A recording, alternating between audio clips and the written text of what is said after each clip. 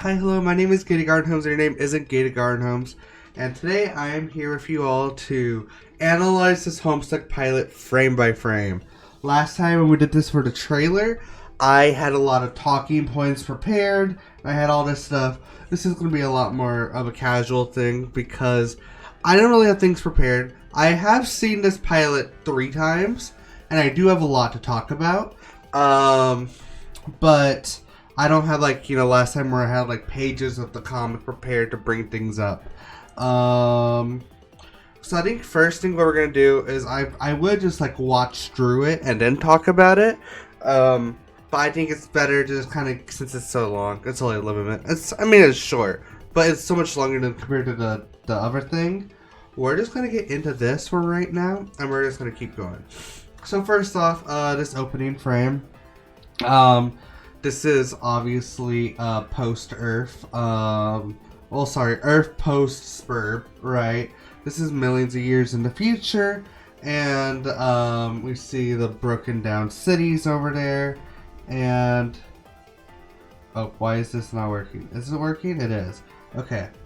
And finally, we get Serenity.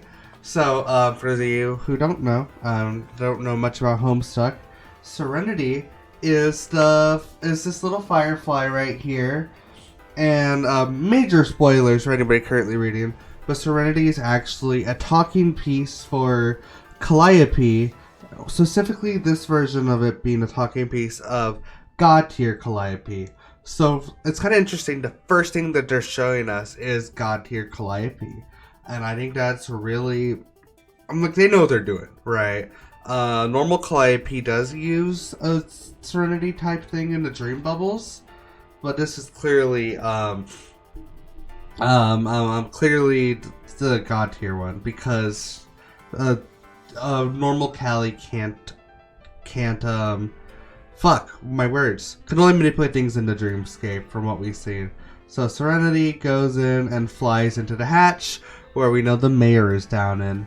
Interestingly, there's that red flag right there, which I'm pretty sure is one of the flags they used in the war against, when the uprising of the Carpathians in WV Rise Up.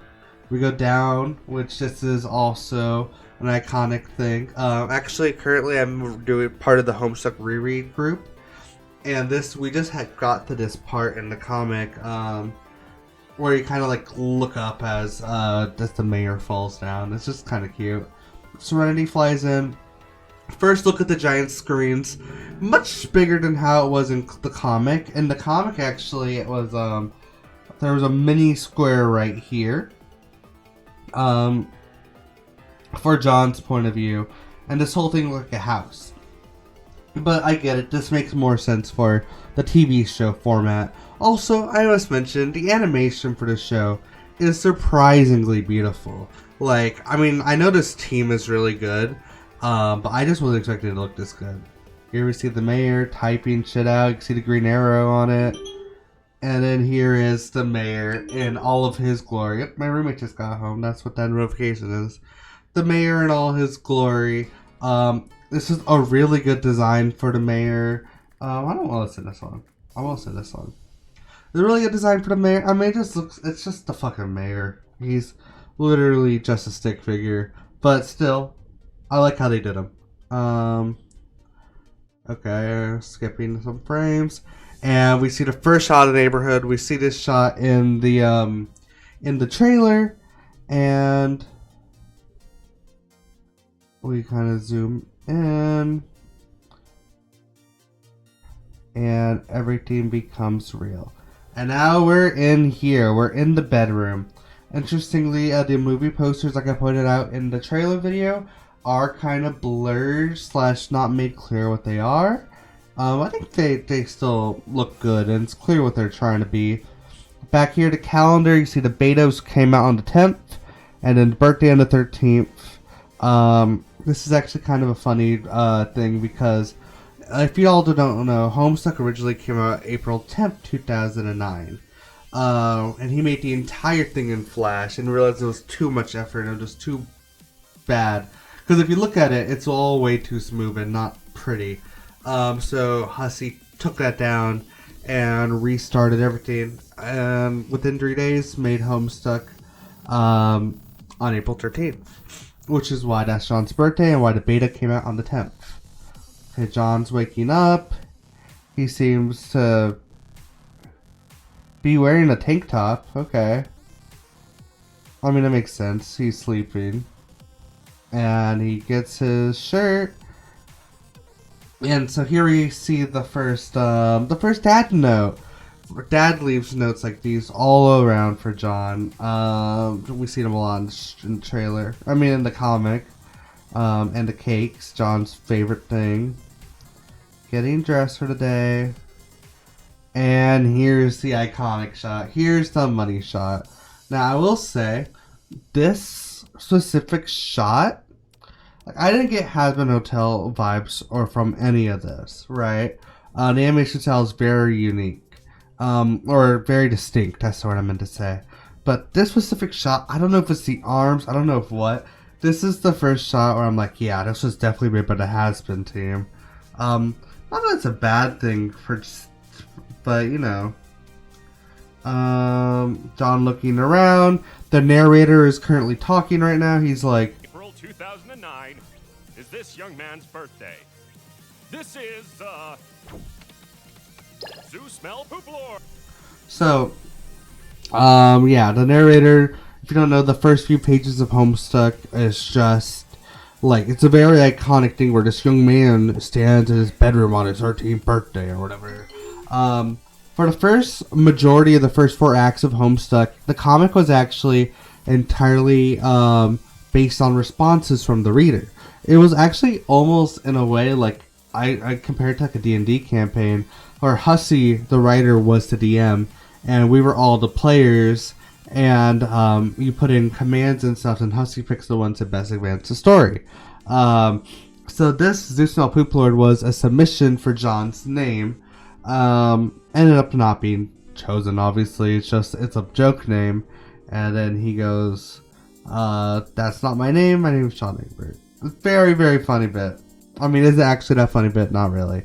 But it's a bit from Homestuck, and it's cool. Also, we got to talk about the first. I was playing that because I wanted to see John's voice acting real quick. Toby Fox does a really good job as Sean Egbert. He sounds like a nerd, which is great. That's what we need him to be. So here's Sean messing around his room for a little bit. There's cakes everywhere. We can kind of skip past a lot of this. Now we're under the bed and there's more cakes. The telescope is there, which I missed the last time, actually is in the comic, and the telescope becomes part of his giant hammer. Somebody in the comments at that video told me about that. And here's John, the narrator is doing some narration. Oh, I didn't mean to mute the video. Watching terrible movies and aspiring to be a magician. Also, the narrator's voice is just a little weird to me. I don't know. It feels like he thinks he's on a game show. I mean, I don't know what else I would have liked it to be. The Vox's Let's Read Homestuck sounded a little bit more natural to me. Like, the guy is trying to give Sam Reich, and he's just not doing that. The cakes are everywhere, and then we got the first birthday present, and then there's this. Now, when we made the trailer video, I theorized that instead of text conversations, they were going to be video calls. Turns out they're not video calls, but that's okay. They're just actual phone calls, and then the characters show up like it's a video call. That makes sense, and I think it's really cool how they do with it. Let's talk about Dave real quick. Dave, I mean, he's Dave. I like the design a lot. There's a lot of controversy right now talking about how they mischaracterized Dave and the character assassinated. But genuinely, Dave is an insufferable prick, and that's his entire purpose. That's kind of what he is in the comic. In fact, I believe they're about to call him insufferable prick. Yeah, see? Even early Dave was like this. This is Dave very heavily hidden by his facade, right? I don't want this song. I do love that song though. The reason why you think Dave is being mischaracterized because you got into Homestuck way too young and you started projecting onto this character, and now he isn't acting 100% like you did when you were that age. That's simply it, really. He acts like Dave Strider. The design is good. The voice acting, I will say, is he's probably out of the main cast the weakest. I mean, like, he sounds like a teenage boy and everything, but I don't know. I guess I didn't expect a voice like this. Birthday, bro. Thanks, Dave. Oh no. Talk about the room real quick.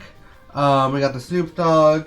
We got the turntable little thingy thing. This is the actual turntable, so that's the little thingy thing. The swords. Also, we were right about the phone thing. John has a little bunny phone charm, and Dave has a little sword phone charm. Very cute. I like how the phones have their little character logos on them. It's probably just the best way to adapt these Pester Chum conversations. Also, I just realized my little guy's in the way. I can probably move him over here for right now. Okay, if I get in the way again, I'll move him again.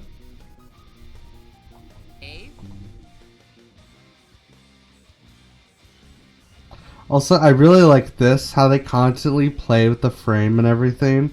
I just think it's pretty funny. Oh, up here, I didn't even mention, we got Square Wave. Square Wave is one of Dirk's robots from the bit alpha timeline. I don't know Square Wave. I don't remember Square Wave is in the beta timeline, but yeah, that's kind of cute. Asking about like birthday, happy birthday. John pushes him aside. Rampages, so the house is full of fucking cakes again, but on the I do want to address, there's people online complaining about how much they curse in this show. But one, I just don't think y'all remember being 13 years old. Because, I mean, they talk like fucking 13-year-olds. Be glad it's not like the classic version of the comic to where they're saying slurs. That's not fun. I was actually surprised they didn't censor the slurs in the re-release of the comic. But,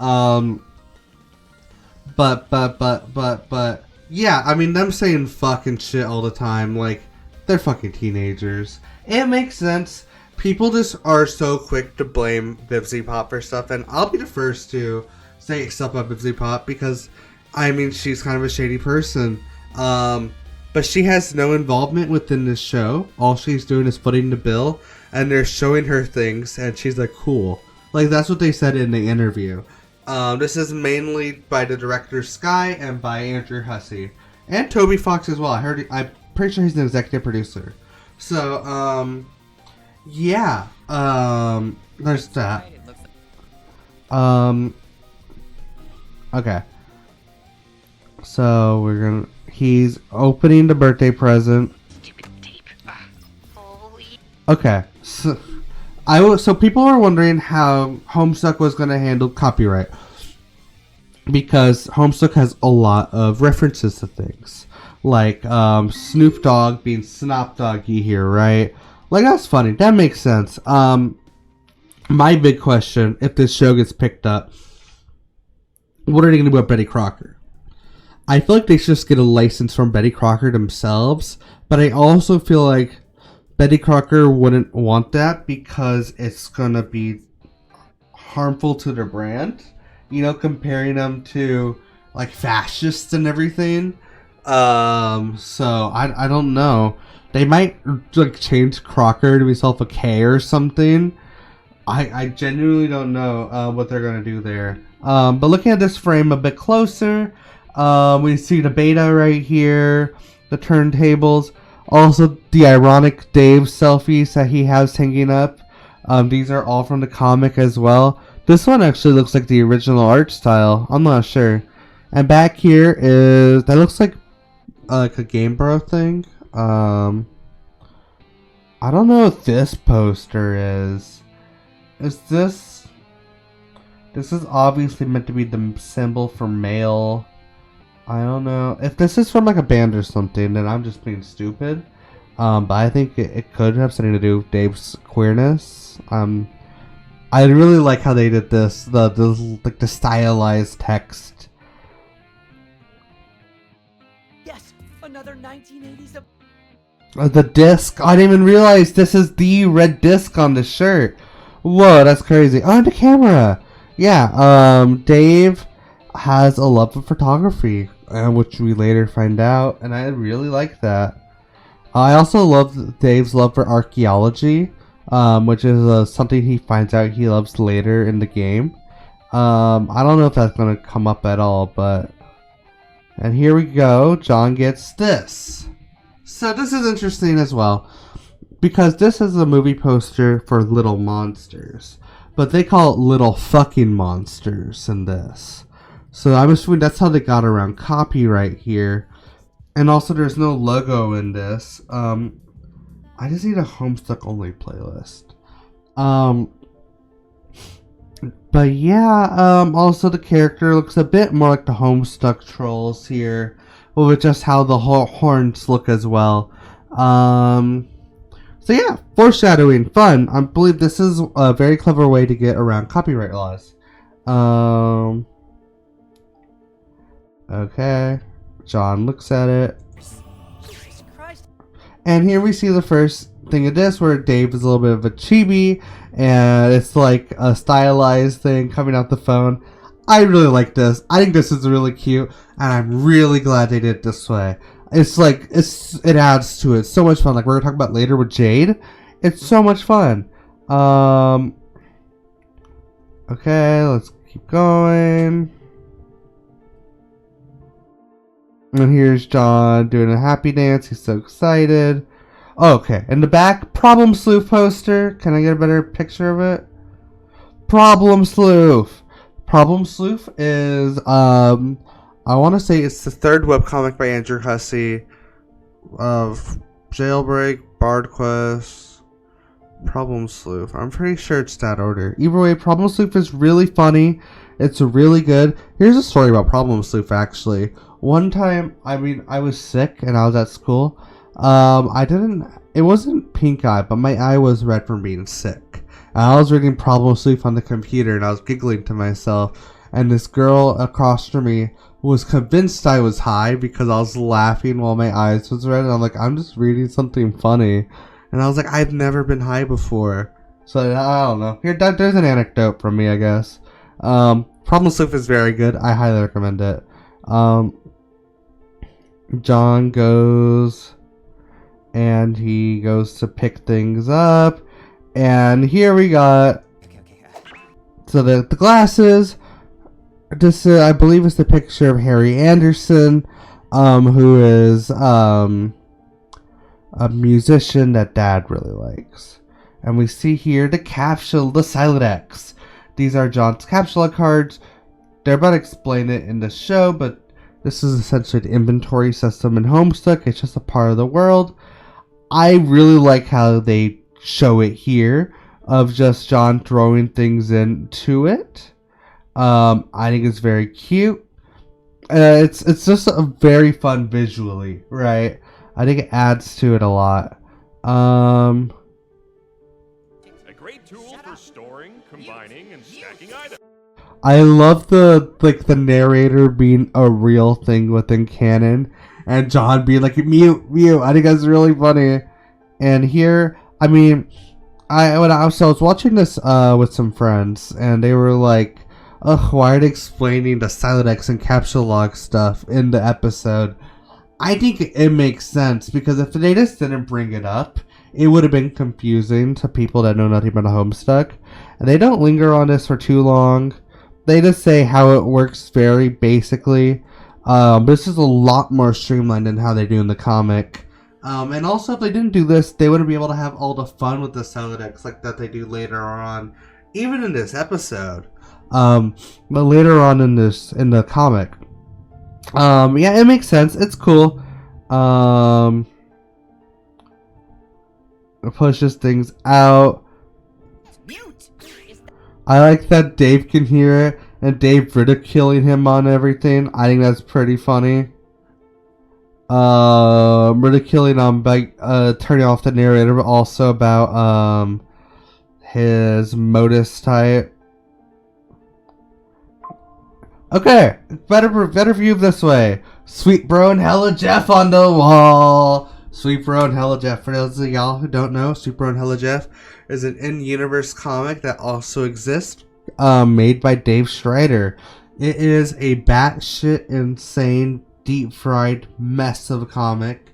However, it has a lot of foreshadowing hints for Homestuck in it. So to briefly explain, I'm not going into too much in depth because in a few months, when the Homestuck re-release catches up to a certain point, I want to discuss more in detail Gamzee and Little Cal and everything. But to make it all very short for this, Little Cal is a doll, one of his bros' puppets, who is also a juju, which he's one of the most. I don't want to listen to his song. Can you tell I'm recording this live? So a juju is just an item with great amount of power, and there's only one that can ever exist of it. Even if it looks like there's one, either one's incomplete, or it's being sent through time, or it's a false copy.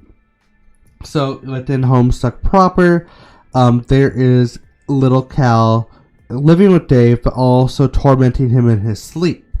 And Little Cal has the spirit of the main antagonist of the comic, Lord English, inside of him. And because of that, he's been whispering things into Dave's ear as he sleeps on the Dream Moon of Thirst.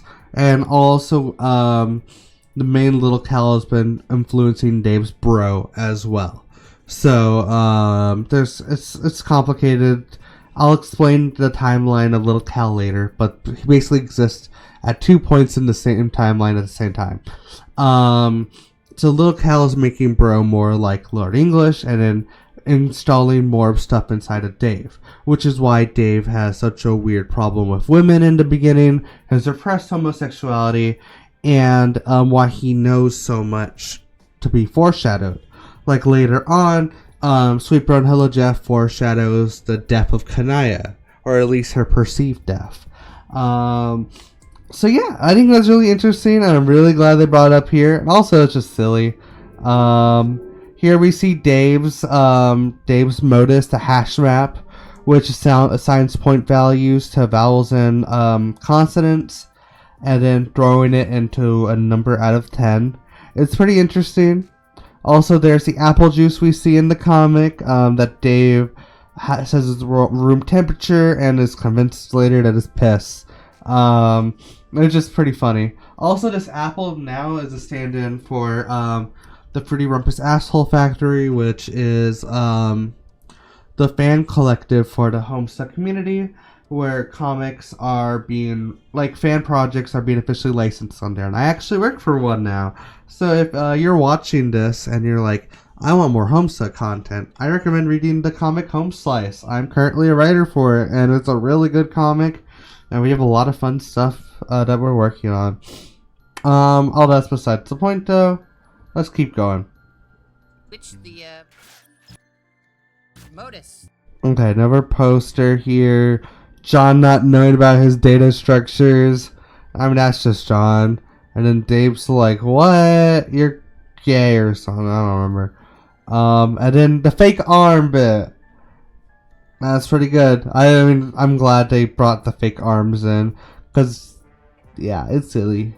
And here, John, with the help of the mayor using the thing, assigned the hammer to a strike specialist, which, as we know, is his iconic weapon. And Some space. Nice. something new to see here. Dave's sword. Dave's first sword. The piece of shit. Yeah, I don't know. It's pretty cool. Dave's like, what kind of weapon you got? And John's like, a hammer. Had a hammer. So... Hammer guy for life. Wait, Oh, what? you like hammers, dude? into a mid-ass weapon for... So I wanted to talk about that real quick. He said mid-ass, and they said that this was supposed to be very pure Necro 2009, and mid wasn't in circulation 2009. Obviously, it makes sense, and obviously I'm not upset about it. It's just interesting to me, because later on, Rose talks about aura, and while aura is obviously not just a brain rot modern slang term, you know, but its use beforehand was not very often. So I don't know. It's definitely like a reference to it. But yeah. Anyways. Snop Doggy. Doesn't he talk about this frame? Dave being silly. Dave, I like the way he's animated. He's acting a lot like his age. Well, joke's on you. I fucking love hammers. I like this. This is cute. The little, the smear frames here.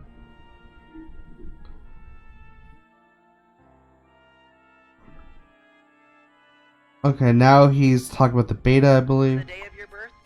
Did the beta come yet? And now we're gonna see, this is exactly from the trailer. Dave being like, did the beta come in? And John is like, no, it's outside, probably in the mail. And Dave's like, I have 2 copies, but I'm not gonna fucking play it because I'm too cool. Like a loser. And now this part's interesting, talking about it getting slammed by Game Bro, and then John grabs the magazine through the thing. And I know this is just like a visual gag, right? But John has the magazine and he later burns it.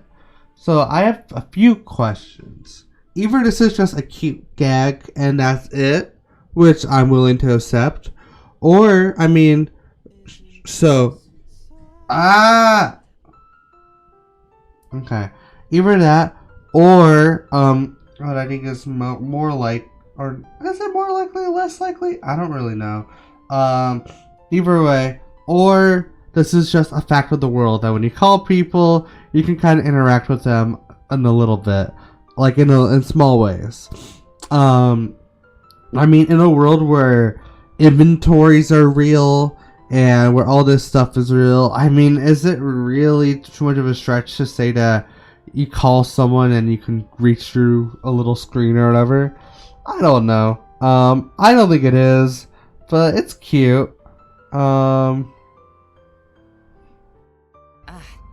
it. Looks like... Dad's car. We talked about Dad's car last time. Looks like he's got to sneak down. Keep being too cool to play it with you. Later. And there goes Dave. Well, look at him move. I don't want this. Oh my god. Oh my god. Clown poster of Dad's house is covered in pictures of clowns and people dressed up as shit. It's just silly. It's a funny little, that's a reference on the comic. And John emerges in his, I believe they call the Beagle Plus disguise.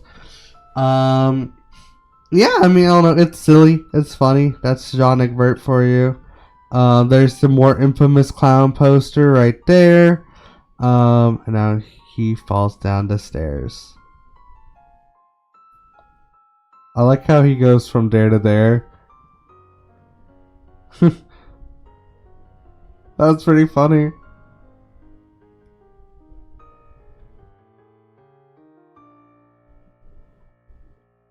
Oh, and look, there we see Classic John.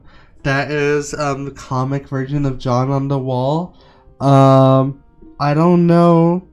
This could be a few things. It's either this is how kids look in here, or it's just stylized as to be, you know, a reference to the comic. You don't really know. Oh, look, we get a different angle of him falling down the stairs now. And now he grabs the pipe. Oh no, wait, I could have swore he had the pipe a second ago. Yeah, look, he has the pipe here. Wait, I just realized an animation error? He has the pipe here. And now the pipe is on the table. He has the pipe here. He falls.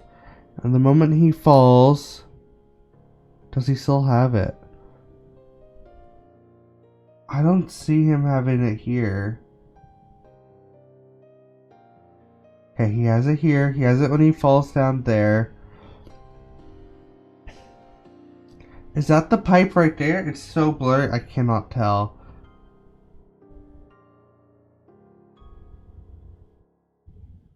Either way, there's no way the pipe landed perfectly like that on the table. Oh, boo, it's a robot. Go fuck yourself, robot. There's no way the pipe, and he sees it. He sees it and it's like he's reacting to it, right? I'm gonna ban this robot real quick. There we go.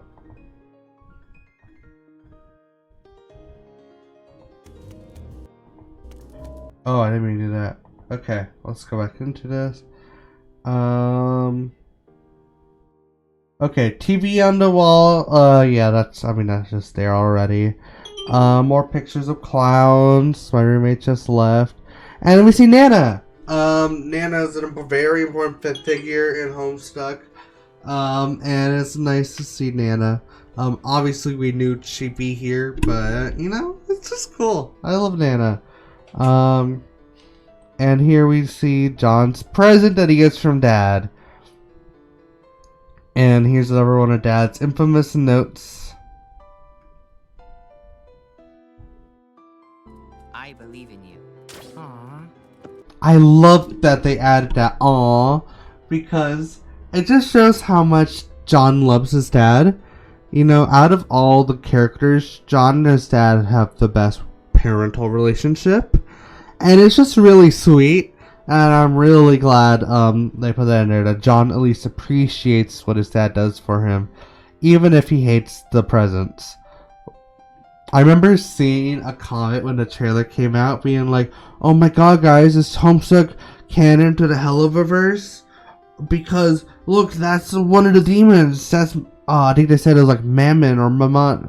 And then I was like, oh my god, this is so funny. For those of y'all who don't know, John fucking hates clowns. But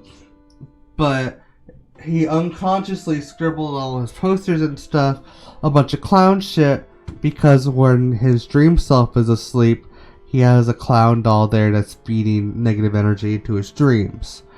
Dad thinks he loves clowns, so Dad is just trying to play into John's interest of being a prankster and a clown and everything. John wants to be a magician though. And that's why he buys John this giant clown or jester doll. And then Nana's ashes fall. Poor Nana.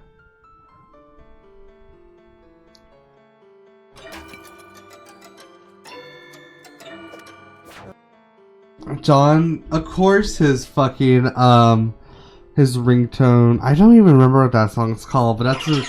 Oh, I just got a text. Is it important? No, it's an ad. Damn it. Of course, his ringtone is something very basic, something very silly. Also, this is like a 90s flip phone, so of course that it's like only has like the preset ones. And finally, we meet Rose. Not finally, we meet a few of her characters down here. I really like how Rose's voice actor is. I think they chose a phenomenal voice actress. Apparently, she plays the main female protagonist in Cyberpunk 2077. I didn't know that until recently. I think that's so cool. She does a terrific job as Rose. John, I understand you've recently come into the possession of the Game of the Year as featured in respectable periodicals such as Game Bro magazine. Yeah, she sounds the part, she looks the part. I just realized they have flip phones. She has like a Nokia. That's really cute. I like that. Like John and Dave both have flip phones. She has a Nokia.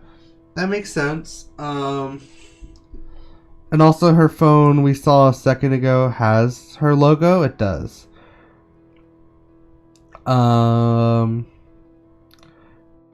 And then John dusts his Nana off of him. And now, this is what I was just talking about a second ago, burning the Game Bro magazine. And now he's fixing the urn with the capture log, with the Celodex, putting it up. These posters in the back were, as we discussed last time, are from Hussey's failed side project. But the tentacles is interesting, because Rose's username is Tentacle Therapist, but on top of that, she has a lot of connections to the occult, specifically eldritch horrors, known as the horror terrors. So I don't know, it's just interesting to see that from up front. We see her violin playing. Here's actually her occult book. I believe it's her grimoire. I forget what it's called. But we can see Flutulu up here from Problem Sleuth, and over here we got another horror terror. But right here is Jean's birthday present to her, which is yarn and needles. Needles end up becoming her main weapons to become her magic wands.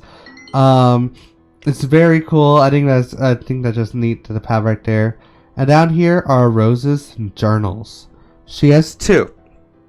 One is just the meow code, which is pages scribbled with meow, which translates to GCAT, being the DNA, the letters we used for DNA stuff. I don't remember high school biology. I'm so sorry. But yeah. And then in the other book is her wizard fan fiction, which ends up being kind of a foreshadowing for Lord English and God Tier Calliope. So it's just nice to see from the beginning we can kind of see the influences of these higher powers. Rose returns to her computer.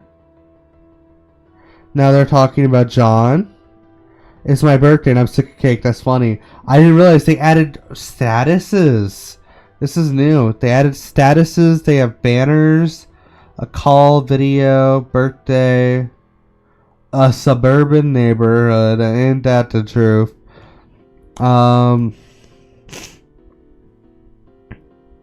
Yeah. My DMs. And we got another one of Dave's silly photos. And then... Oh, please, John. The hair, the shades, the irony poisoning. Let's not pretend you're immune to his aura. Okay, look. Okay. I see that was the aura part I was talking about earlier. But it's not... The way she's saying it is not like aura points or farming or whatever. She's saying it like how the word usually is. Not to say that the way the slang term for aura isn't how it usually is. It actually is. Which is why I like that slang term so much. But I don't know. I feel like it's more so just Rose being eclectic with her words and everything. Also, I really like this scene because John goes on to say... Okay, look. I'm not saying bro is hard on the eyes or anything. And we all have our moments of weakness, but... shit! What was I saying? I think you were about to confess something to me, John. When I saw this, it fucking broke me. Because, for those of y'all who don't know, in Pester Quest, which is a visual novel version of Homestuck or alternate universe, where essentially the game never arrives and the game is never played. And the meteor is also stopped. So this is a universe where Spurb just doesn't exist, right?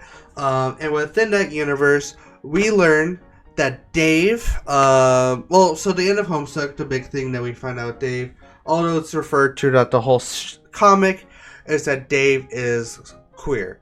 There's a lot of debate whether if he's gay or bi.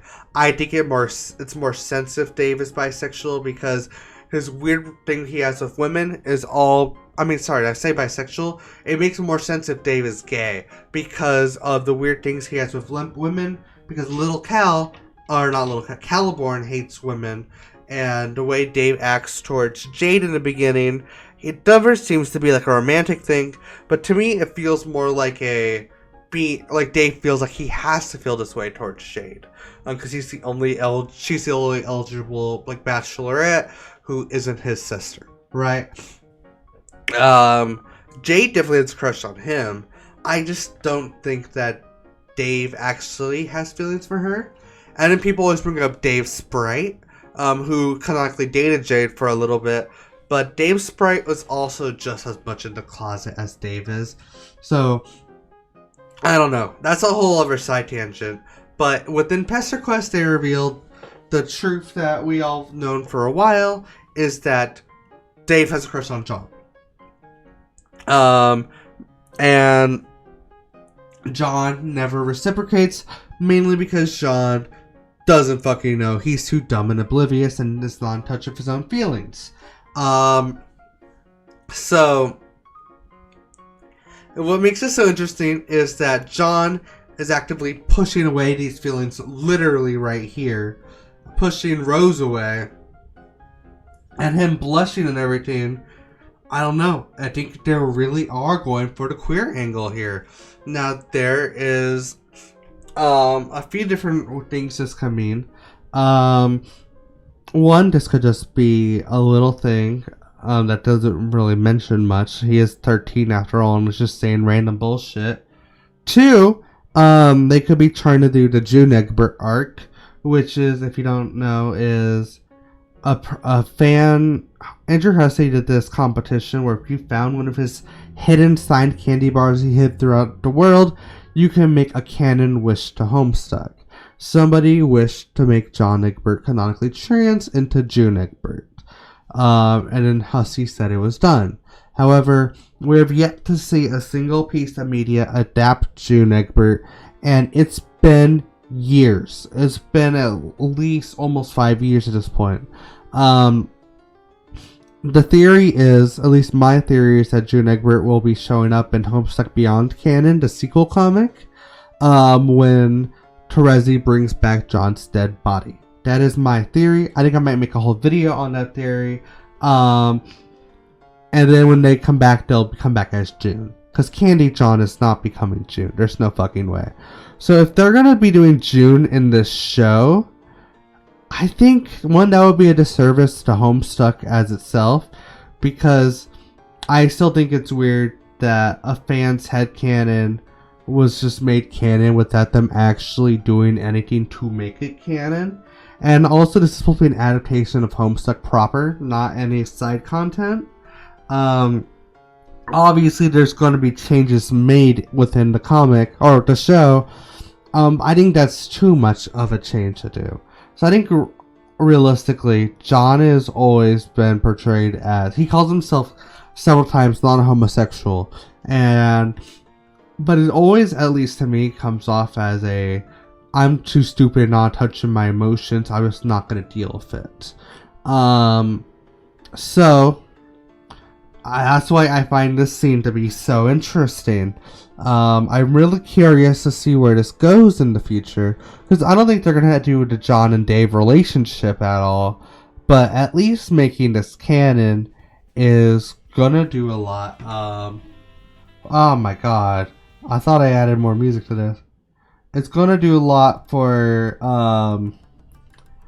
just the queer representation. I'm sorry, I'm adding more music to the queue. It just adds a lot to John's arc. Where he's too oblivious to be in touch with his feelings. So yeah, I think this is a really interesting angle, and I'm curious to see what they do. And to go back a little bit, oh my god, I'm sorry for hitting my microphone again. To go back a little bit, John puts the arms on the doll, and one of the arms falls off. In the comic itself, John accidentally expelled a shard of glass into, or out of his Silodex, and it cut off the arm. I think obviously they cut out a lot of the silly lollygagging, so this makes a lot of sense. I just noticed it's a little different, and it's cute, because this is important later on to the comic. So John gets up, And then Rose accuses him. Oh, hey, thank you so much for the raid, Tube Toad. How's your stream? What you get up to? Let me go ahead and shout them out real quick, and then we'll get back to breaking down this trailer. Yeah. We're currently breaking down this trailer frame by frame here. I'm going to go ahead and follow you. There we go. I'm currently breaking down this trailer frame by frame, or not trailer, just pilot, and discussing everything.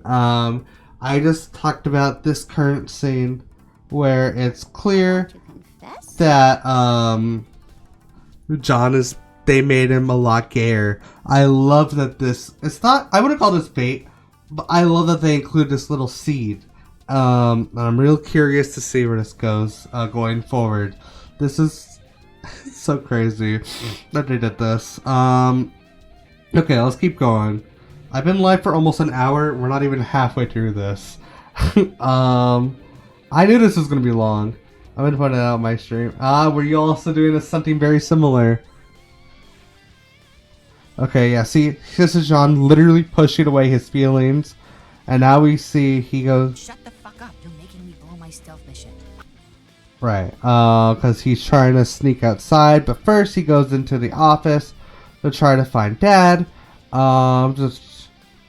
So we have the giant clown painting in here. We got the piano. I mean, it's just the fucking office.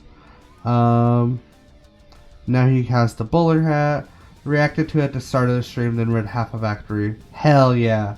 Have you finished Homestuck before? Or are you a brand new viewer? Or a brand new reader?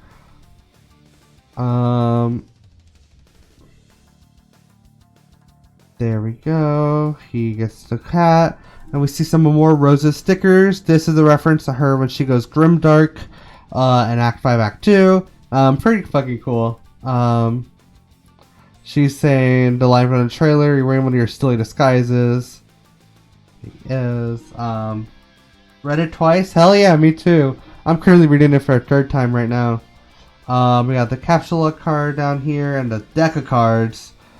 Kind of fun. We got an ace over here. An ace. Oh no, sorry, that's just a spade. No, that's an ace. Heart, a king, and that's a 3 of diamonds. I don't know. Probably means something. More clown shit in the background. That's a relief. It would There's Rose's beta. be a shame to make a fool of yourself in front of a distinguished gentleman. And now we see her power is going out. Woo! Oh my god. I also did, on my second read through, I forced my partner to read it with me. And we read it out loud. And we assigned roles. And then I did a series on Twitch to where we read Homestuck out loud, where I assigned roles for a bunch of my viewers. But we didn't get past Act 5, Act 2. Yeah, that was pretty silly. Oh, better look at Rose's room. I believe this is probably something she knitted. Very cool, Rose. Clothes on the ground. Ooh, wait, this is interesting right here. This looks like Lord English's skull a little bit. Even the way the cheeks protrude. That's pretty cool. I mean, I know that's just a squiddle, right? But the way the teeth look, I don't know. I mean, I don't know. Maybe that's a stretch, but I think that is interesting. Love the squiddles. And now this is a shot recreated from the comic. We got the mausoleum, we got the meteors falling. This is an iconic shot, and I think it's done pretty well in here. Also, she called him on the phone, and now she's on the computer, and now she's away from the computer. Can John even hardly hear her? I don't know. I like how they don't pay attention to that detail, though. You know, like, they just kind of let it have fun with the medium of phone calls. I don't know. I think it's an interesting touch. It makes the show obviously a lot better instead of them just having phones to their faces the whole time, you know? There's the card. And then John accidentally captcha logging the captcha log card. And then...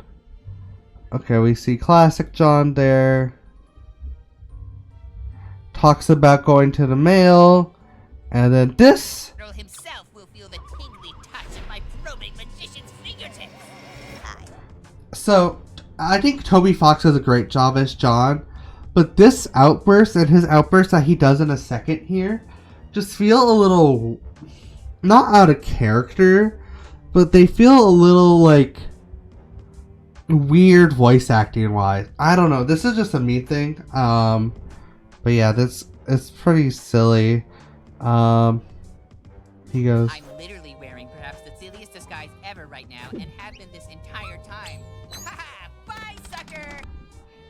that bye sucker gave me Bill Cipher vibes. But yeah, the camera flips and we see Rose as she runs past, and boom, Mom. I love this. This is a recreation directly from the comic. I love Mom Lalonde. She's crazy. She's so cool. We stand a girl boss. I mean, it's not cool that she kind of like emotionally abused her child for 13 years. But, I mean, she's cool.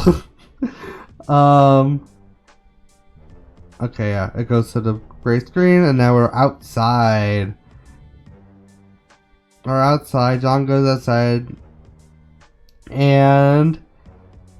Jade! Woo! I love how they do the little chibi Jade. Also, all the voice acting in this is good. Jade's voice acting is easily the best. Happy birthday! Did you get my package yet? I think it should be a little louder. No, Jade's voice acting is so good. Whoever is playing her is doing a phenomenal job. Also, I like the reminders on her fingers, the rubber bands. It's very cute. Yes. I believe her name is Colleen O'Shaughnessy. Yeah, Tails. Actually, let me move my guy so chat can see we can see chat. Actually, let me just turn my guy off. I'm gonna move him back over here. And then I'm gonna just turn him off for right now. Okay. Yeah, Colleen O'Shaughnessy, very good. She's doing a great job as Jade. Hey, Jade.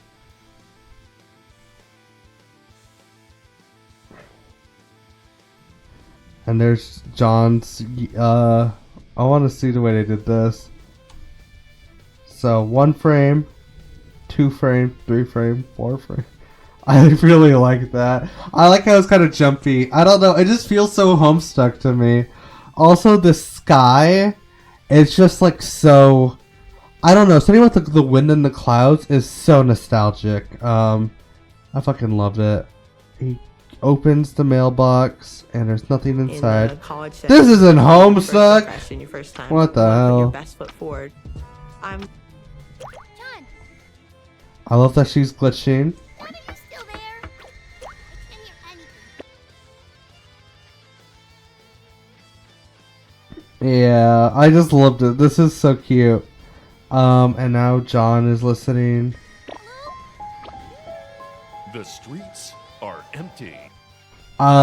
It's a neighborhood. I don't know. Not much to say about this. Wind skims the voids, keeping neighbors apart, as if grazing the hollow of a cut reed or, say, a plundered mailbox. A familiar note is produced.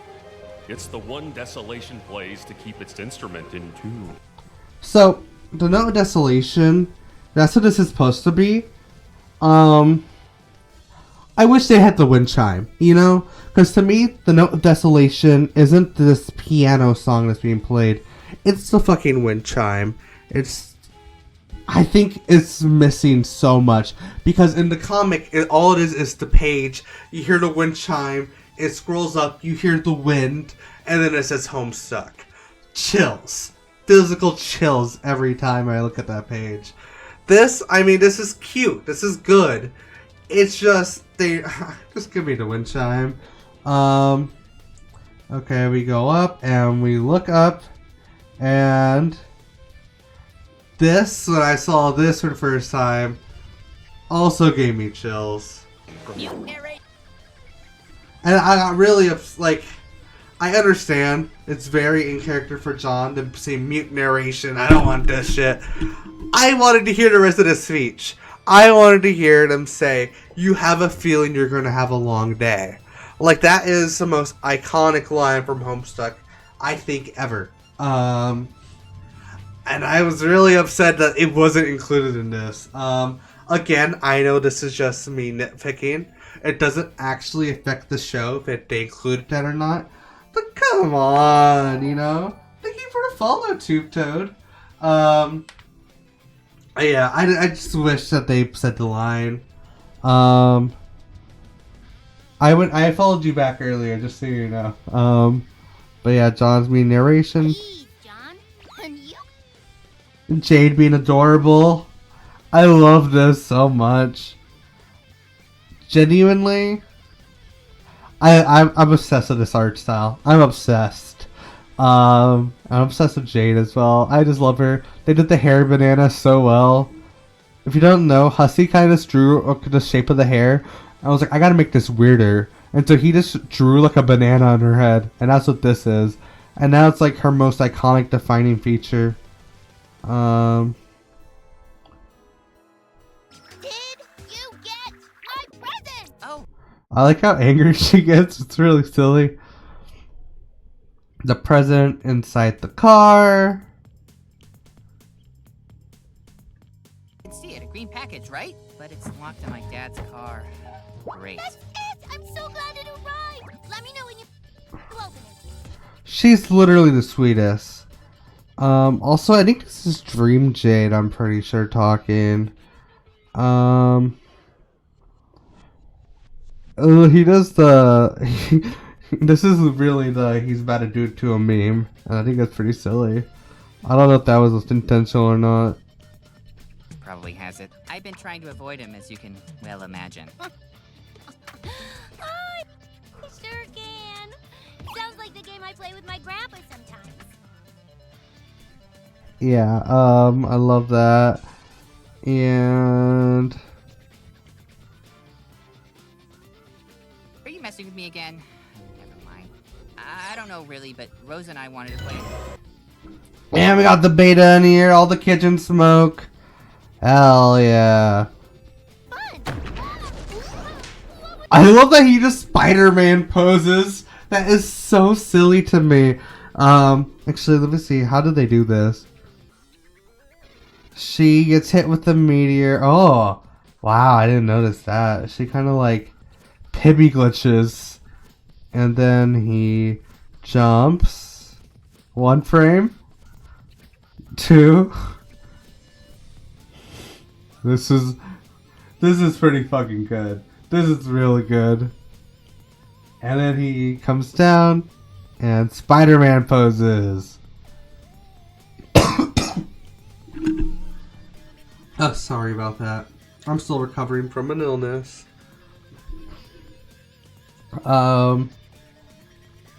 Okay, John's like, what the fuck was that? He puts it away because he gets worried. And Jade's... Jade says she's all good.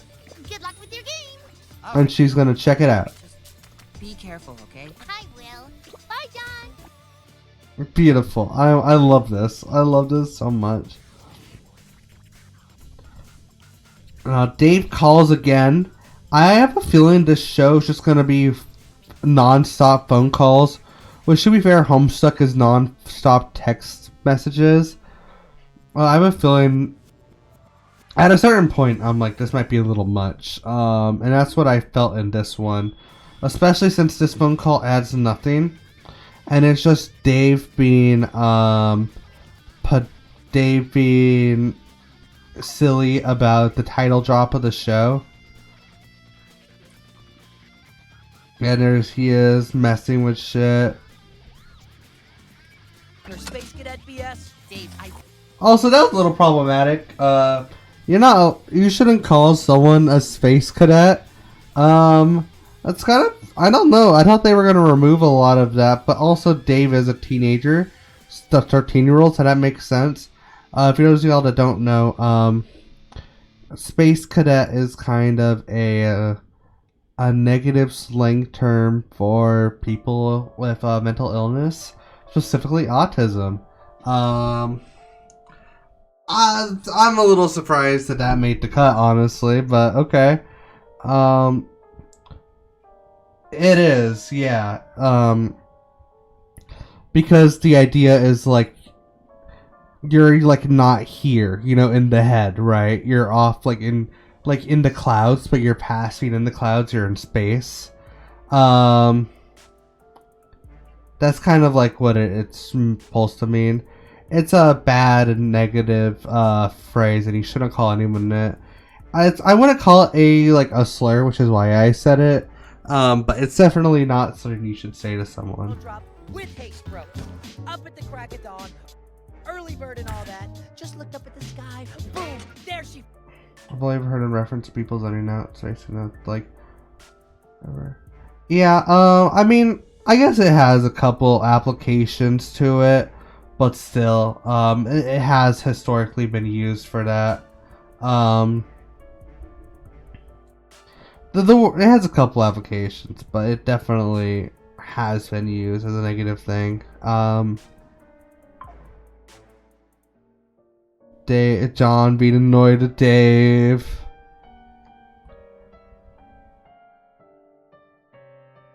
And here we go. We finally get the moment. The title drop.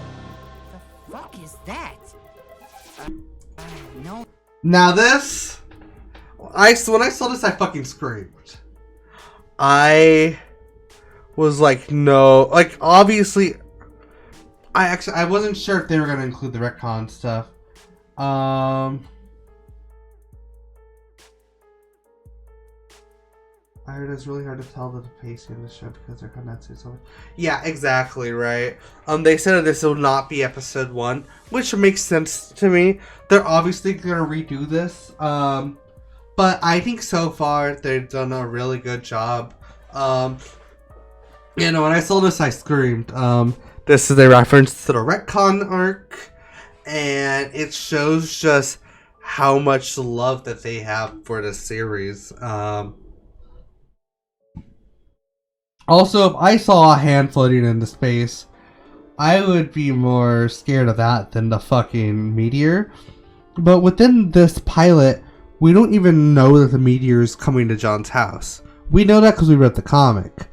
I just find it interesting. I feel like this pilot kind of has like no stakes because of that. And again, this is only half of Act 1. But still.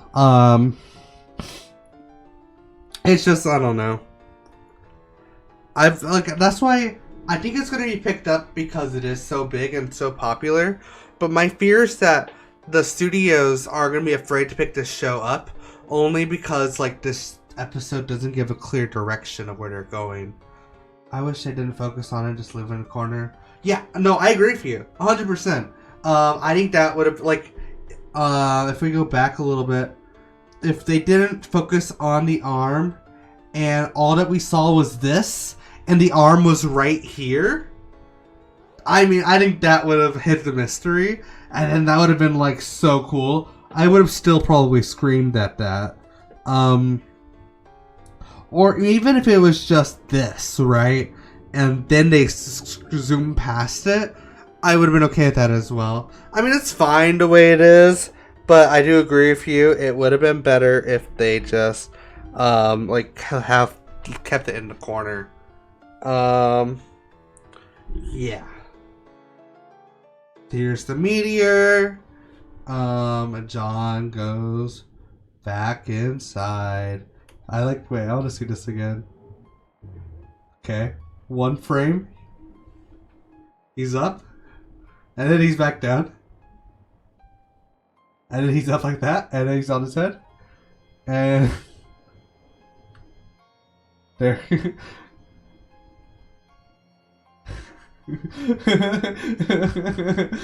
This is pretty good. I can do this forever. Okay. And now he has his back to the wall. And here we see the present.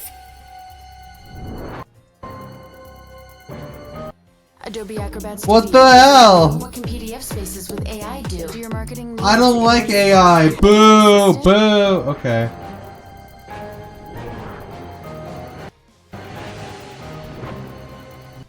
I mean, that was like a perfect recreation of the intro to Dad in the comic itself.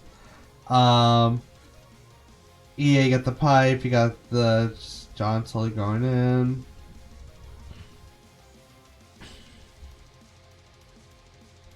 And you got the John's picture of Slimer on the fridge. The iconic fridge. And now we have the first strife scene. Now, I have a lot of feelings about this fight that we're going to get into. Maybe this is just how this world is, and the crazy fights is just the part of the world. Because if you've read the comic, you know, this fight in the comic is John hitting the cake with a hammer, and Dad blocking everything with the cake. And that's about it. But this fight scene is kind of crazy. And one, I get it because they got to show, like, to the studios, like, they can do crazy fight scenes. And they got to just show off to the audience, like, hey, you're about to get in for some wild shit. But I feel like in this fight scene, Dad kind of puts John in danger, which I feel like he wouldn't do. It's a fun fight, and I like it. It's just a little weird to me. It's also a bit... I'm also being a bit pedantic about this, and I know. I also agree that it could be imaginary, but later on, which we'll get to, you see the holes in the floor that are physically there when John goes back to his room. I don't know. John gets the hammer and hits the cake. Oh, it's got a Facebook notification? That's crazy. John whipping. Also, John shouldn't be like... I think this is fine right here. But John does some moves later that's like... He's too early on in his arc to know how to do this stuff. Also, Betty Crocker cake. We were talking earlier about what they're going to do for Crocker Corp. Right now, looks like they're just blocking it out. Also, the way he spins, it reminds me of like Paper Mario. I don't know. I think it's pretty cute. Wait, he's thin. He's thin now. And then docimit? I don't know what that word means, and I have a degree in English. See, he blasts Sean through a wall. And I don't know how much of this is an imaginary fight or not. But still. Then John. Bam, bam. And then he hits. And now he's running back. And he catches the hammer midair. I mean, it's fucking cool. This is a really cool fight. But it's also like, John, you're 13 and you have no powers yet. What the fuck? How are you able to do this? But again, this is probably just a fact of the world that they live in. Dose, Japanese for dad, and smite. Ah, thank you. I wouldn't have known that. And here we have a second hole, which is made of John's original sprite. Clearly, they've had this fight before. And now we have this, and also throughout. Toby Fox makes a lot of like fighting game sounds, which is pretty funny. This hit on Dad is crazy to me. John has the strength to do this?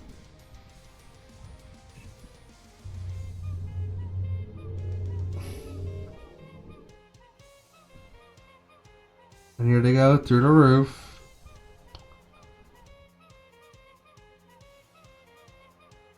And here they are fighting in the air.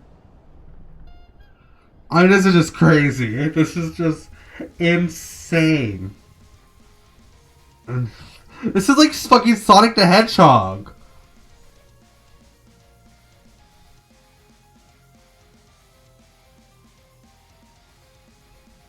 And here comes Dad with the cake rain.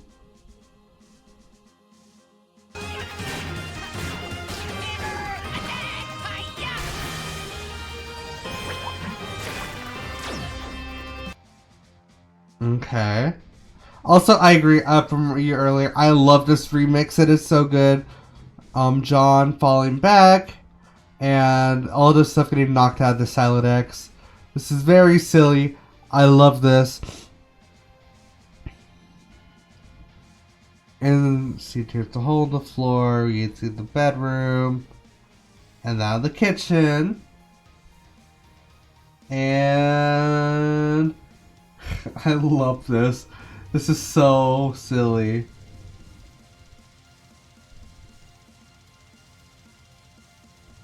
And the house is just covered in smoke.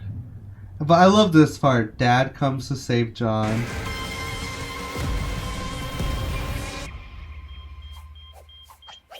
And here, this also happens directly in the comic. Flattening swatting the smoke detector. Then he grabs the gift. And he grabs the beta. And he runs back to his room with all of the cakes. There's the Game Bro magazine. And see, the hole in the wall, the floor is still there. I don't know, it just seems silly. This kind of thing I like to see toned down to show they shouldn't be this nimble and act more. Exactly, that's what I was saying. Have fights in later, I see more, in fact, yeah. But I understand why they did it in this one, but still, you know, I agree with you 100%. Also, John has 3 legs in this frame. Oh, and he has 4 in this one. This is really funny. Or again.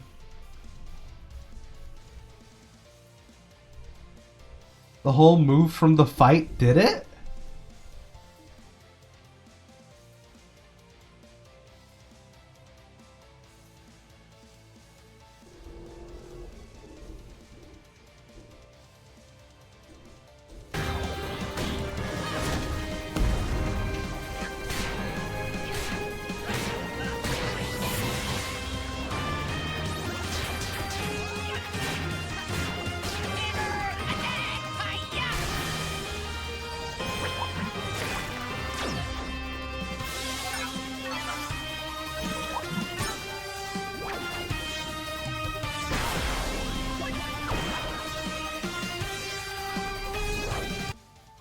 You're right. Look, the hole was... Oops, I'm just doing the wrong thing. The hole was in the middle of the room, like smack dab in the middle.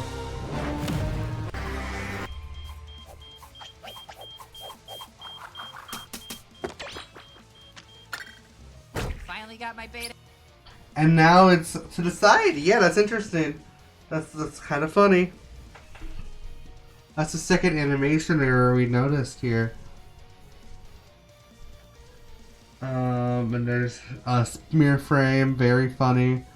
I love a good smear No frame. trouble. Thanks for asking. On the back, who is that? Is that the White King? I can't tell.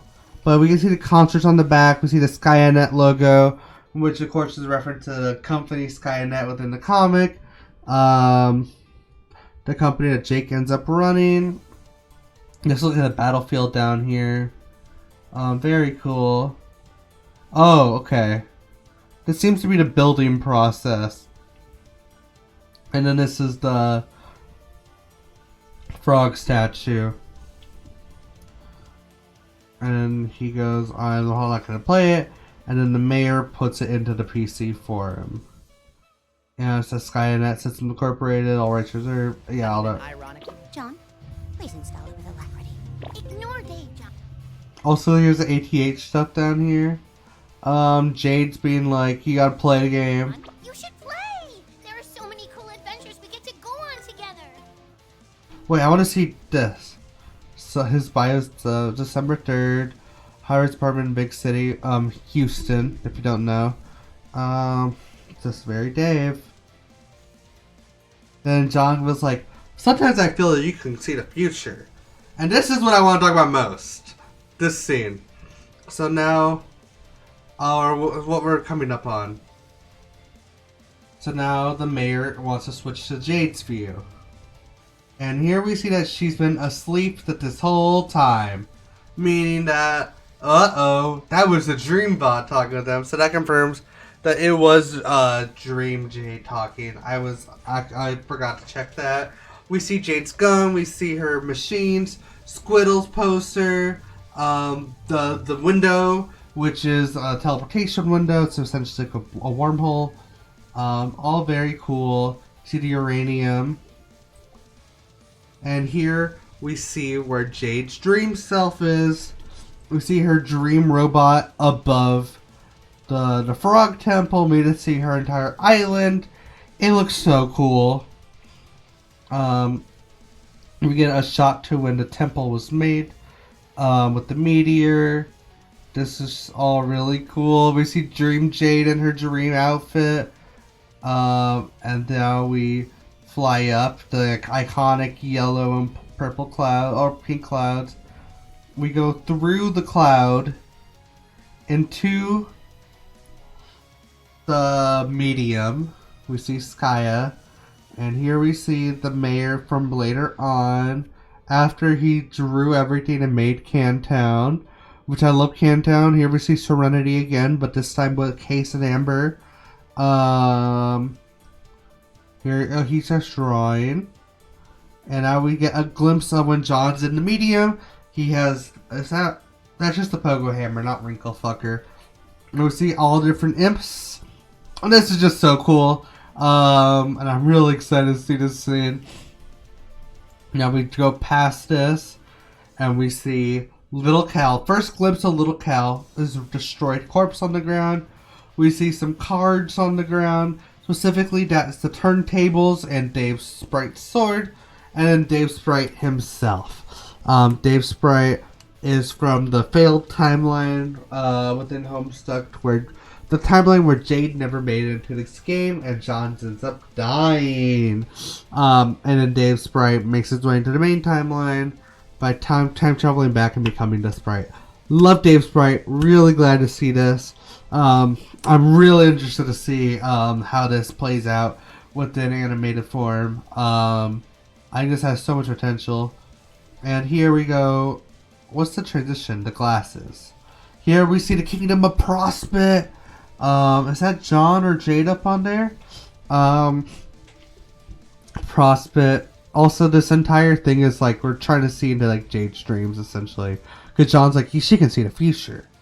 So yeah, no, Prospect. It looks amazing. I'm really happy with this.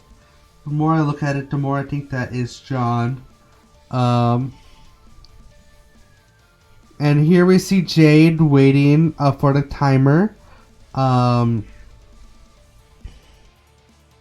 timer, which we know something hatches and has been waiting for like hundreds of years. I believe it's the beta is what hatches first.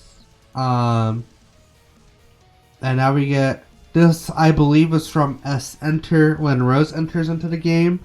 When all the stuff is really on fire. Very cool. I love how this scene is played. And then we move into this. We see Spade Slick and then the Trolls Homestuck house. Holy fuck. And we get a glimpse at Carcat. And this actually looks like this is the actual art from the comic. That's really interesting. This is the actual art of Carcat from the comic. I'm really glad they just used this. This is really cool. And then we transition to the real one. We see the moons of the dual moons of Alternia in the background. We see Carcat's famous sickle, Carcat's cards, which I believe is the hacking modus. And I don't know what this is. Just a cylinder, I guess. And we see Crab Dad Sprite. Crab Dad Sprite, very cool. And now this shit. This shit right here. This like I'm so excited for everything, but this right here makes me so excited. One, they're not afraid to show blood. That is a really cool thing. We know that obviously this is an adult animated show, but they're not afraid to go there, which I love. You see the box in the corners open, that's John's present, which inside is the robot bunny with all the weapons of the major characters. Holy shit, that is so cool. Jack putting on the ring. To see Beck Noir in animated form, I think I'm going to lose my shit. I love this. I really want to see more of this. He puts on the ring, and now we see a glimpse of Hussey. We see the problem sleuth on the wall. Hey, look, that's Sean from the Homestuck beta. That's funny. That's clever. Is that Hideo Kojima? Is that Hideo Kojima right here? I think that is. That's so funny. And then there's Death from Problem Sleuth. There's some other things. I think this might be Bill Cosby, because Bill Cosby has referenced stuff in Homestuck. This looks like Star Trek. Specifically looks like Picard. That's pretty interesting. I don't know if it actually is. And obviously I forgot to mention Problem Sleuth, but in his or I believe his name is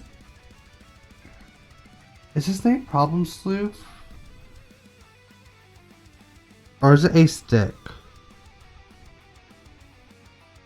His name is Problem Sleuth, right? A Stick is the big one, and Pickle Inspector is the tall one. Right, I just didn't remember if he had an actual name or if that was the name of the comic, you know? And then we see Hussey showing up. Actually, can we see what he's seen on the computer originally? No, we can't see what Hussey's working on. But Hussey jump scare. The infamous sword bird shirt, which is a lot how Dave Sprite and the bird sprite were made. Very cool. I love this. I mean, well, say what you want about Hussey, but I am curious to see how they do Hussey within this series. I think they might have Hussey be a narrator, and the narrator's voice is playing Hussey. I wonder if Hussey's playing Hussey. That might be crazy. Anyways, we go inside the computer, and we see...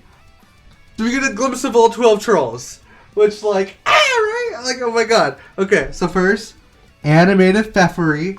She's adorable. This design, so cool. This is a really nice... I mean, obviously these designs are just lifted from the comic, right?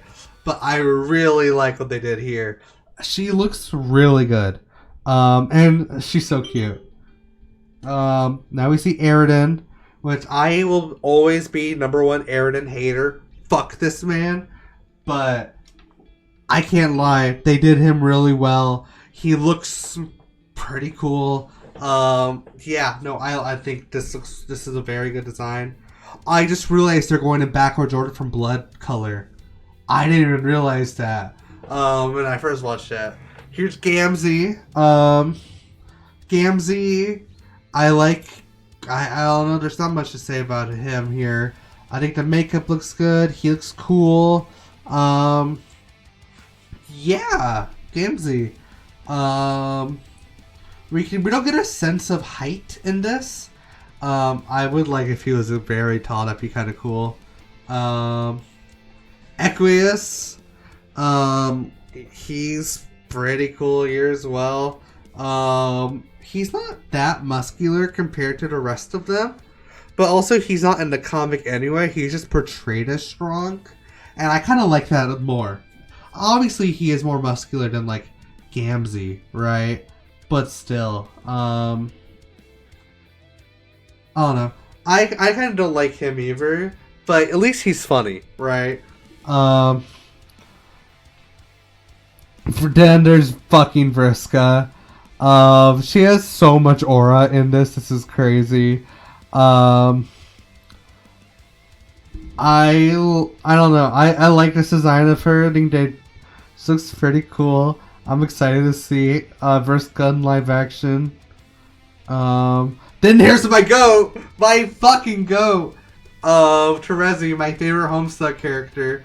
I'm actually surprised a little that her tongue is gray.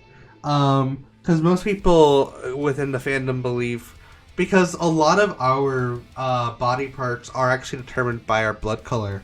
That's why like the inside of your mouth is so red and pink, and that's why you have like kind of like reddish undertones in your skin. I was expecting a teal tongue, you know? It's a little weird that it's gray. I mean, not that I think it's a bad thing. It doesn't really fucking matter.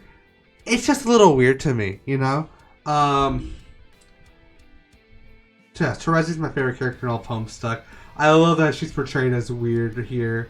Oh, that's my girl. That's my fucking girl. And here we got my goat. I love Kanaya. They designed her beautifully. I love they all have like their basic outfits, none of their like advanced outfits, but the way they gave her so much more style with like the long sleeve shirt underneath the normal shirt with the skirt and everything, she just like gives grace. I love her. I love this face she makes, love her chainsaw, amazing. And now we got the goat, we got Nepeta. She looks really cute. You can see the olive blush in her cheeks, but she also has a great tongue.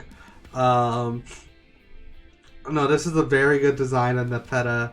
I like how the sleeves are very long. I don't think it was like that in the comic. I like that a lot.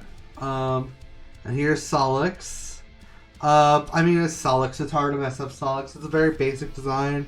He looks cool. Yeah, he looks pretty cool. Then we got Tavros. Interesting that he, in this frame, is standing up. It's interesting because no wheelchairs. It's a choice. I don't know. I think it would have been smarter to include the wheelchair in this, especially if Vriska is already lost the arm and lost one of her eyes, and I don't know. Aradia being alive, you're right. But I think this was done for spoilers, though. Because if Aradia, they showed her... Because the whole thing with Aradia is you find out halfway through like her introduction that she's dead. So I think they did this for spoilers. I love her, though. I think this design... I like how they went with the polo shirt design for her. I like this Aradia a lot. Very good. And then we see the back. We get to see into a Karkat's room. We got his romance posters. We got alternating letters on the wall. And the Thresh Prince of Bel-Air. That's so fucking funny. I'm so glad that made it into the final cut of this. Well, this isn't the final cut. You know what I mean, though. And here's the Trollian logo with all the planets with the signs on it around. Very interesting. I'm assuming this purple thing in the corner right here is his recruiter code. Oh no. I ran out of Homestuck music. I can't be playing Johnny Mansfield music while I'm doing this. I'm sorry, Johnny. You're my favorite artist. Okay. Let me just queue up some more music while I'm here. Psycholonials counts as Homestuck. I'll throw some of that in there. Okay. We see this. We zoom in. And we get Karkat being angry. I love this Karkat design. He looks so good. I love his scream. I love how angry he gets. It's just so good. Everything about this is so Karkat. I love.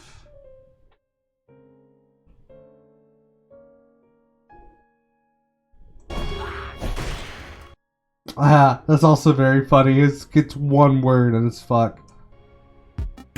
And now we see this. I like the running cycles. Of course, Dave runs like that. I need this keychain so bad. I did on stream yesterday. I reviewed the merch. I think I'm going to edit that and make that its own YouTube video as well, because I kind of freaked out on the merch store. But to give my things again. Oh wait, I just realized they got the solid X up here. That's really cool. So at first, the website, I thought this was just the front of the shirt, but I love that it's the plain logo in the front and then the character in the back. I kind of want the John one. Like, I'd wear the fuck out of this shirt. I need this.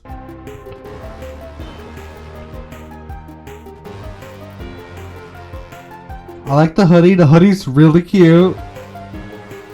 The pants are really cute. The stickers, I love a sticker. I need this playmat. So I'm currently using an Arceus one for my computer.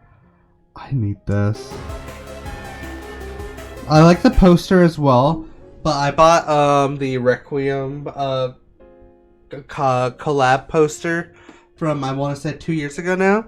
And I like that one more, so I won't be buying this poster, but I like that. This is the number one thing I want. I want this so fucking bad. We have the Spindleroo Homestuck logo. That's it? One line? I really like Carcat's voice acting. I was upset that it wasn't Casey Mongolo, who voiced Carcat in the in a few of the animated stuff they made to promote the Requiem Cafe. But it makes sense that it's not. Okay, I want to look at the credits. Look, credit by Cussy, Spindleroo. Okay, yeah, Sky Henwood's the director. Yeah, Tom Murray. Yeah, Toby Fox, Vivian Mandrano. Horseless Cowboy, Timothy Cuson. Voice director Richard Horvitz. He voiced Invader Zim and also Moxie and has been Helva Boss.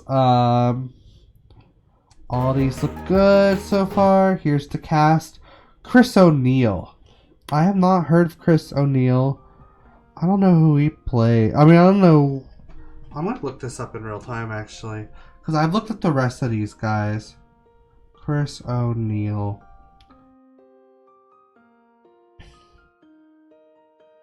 Oh, he's a YouTuber. Goes by... Is he Oni? He's Oni Plays? I didn't know he was Oni Plays. Wow, that's interesting. Wow. Okay, shit. That's really cool. Toby Fox. Yeah, Toby Fox. We all know who he is. He did a great job. Adam MacArthur is really good. He played Marco Diaz in Cyber Sources of Evil. Colleen O'Shaughnessy's best known for Tales. Sharami Lay, I know her and Brandon J are both big anime voice actors. I only know her from Cyberpunk. I don't know Brandon J from anything, but I like his Carcat voice. Okay, I don't recognize these names.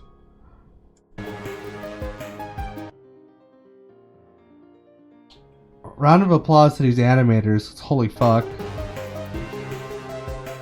FX animation, background. Oh wait. Who got the credit for the song? Composer Malcolm Brown. Toby Fox Reset. Arranger Alex Rossetti. Yeah, makes sense.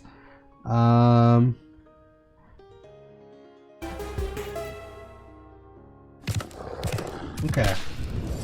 Now I want to look at some dialogue. A young man stands in his bedroom. It just so happens that today, the 13th of April, 2009, is this young man's birthday. This is, Zeus Mel Poop. I didn't realize they put the... When we were doing the frame by frame, I don't know, I must have missed this frame. Because similar to what they did for Carcat, they just put the original fucking panel in there. That's awesome. Zeus Mel Poop Lord. It's John, actually. John Egbert. Zeus Mel Poop Lord. A classic teenage boy that enjoys classic teenage boy things like playing video games, programming computers, poorly, researching paranormal lore, watching terrible movies, and aspiring to be a magician. You know, classic boy stuff. Okay, yeah. Happy birthday, bro. We talked about this. I have to put this up immediately. A great tool. Management crisis waiting to happen. My bro set me up with What sick weapon did you choose? Well, Again, we people had wanted hammer. Dave to be so much more monotone, and I'm like, y'all just, again, are projecting too heavily onto Dave. Dave is like an annoying prick who is just so all over the place of energy, which is what we see. And I think his voice suits him. There are times where it feels weird, but I like it. Hammer guy for life. Like, this was a bit weird. Dude. Um, Classic. Damn it. Oh. I don't know you listen to him. Sorry, John. I just lose all sense of. Okay, look. I'm not saying bro is hard on the eyes or anything. yeah, we talked about this line already, but John, you're not wearing. Fucking jester. This is serious business. I love the way he says serious business. For the It's same so reason. silly. What? Oh, and Rose, I'm literally wearing perhaps the silliest disguise ever right now and have been this entire time. Haha! Bye, sucker! I mean, that's such like flowy energy also from that delivery. Hey, John. What other As if dialogue I grazing want to the talk hollow of a about? cut reed or say a plundered mailbox. A familiar note is produced. We It's the one actually, I want to go desolation plays to to keep the its dad instrument in fight. Oh, you You're bestie. such a piece of shit, Dave. I don't have time. Wait, I wanted to see The title drop yet? the title drop. Title drop. Dude, what the fuck are you even... For Okay. fuck's sake, don't.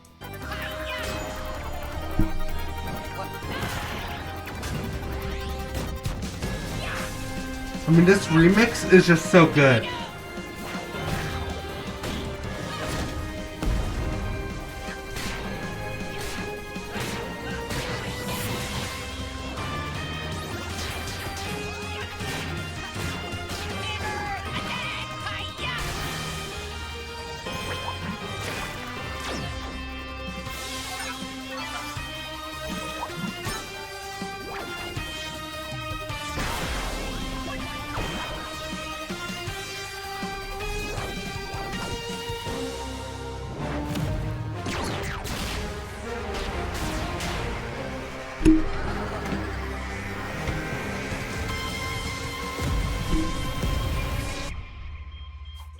Insane. No, that remix was insane.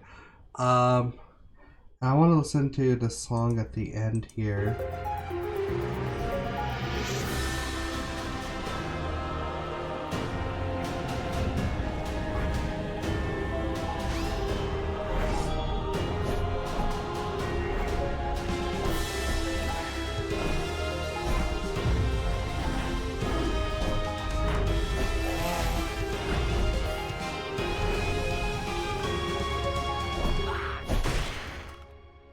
Yeah, no, it's so good. I'm very impressed by this pilot. I really did not think that the Bibsy Pop and Spindle would be able to pull this off. Is it perfect? Of course not. It's only 11 minutes, and it's only halfway through Act 1, if that, right? I think it's a very good attempt, though, and I would love to see where it goes from here. And, yeah, I would love to see this show get fully greenlit. Currently, they said the best way to support it, to help it get greenlit, is through the merch, which helps by the merch being really good. But yeah, I'm very surprised by how good it was. I have my nitpicks, as we talked about, but I feel like everything I have is just very minor. It overall is a very good pilot, and I'm really excited to see where the show goes. In the interview with the director, she said that they need at least 5 seasons for the show, if not 7. So getting a major company on board with that is going to be a little hard, but I think we're in for a Homestuck renaissance like never seen before. Like, the influx that the re-release has brought in has been crazy already.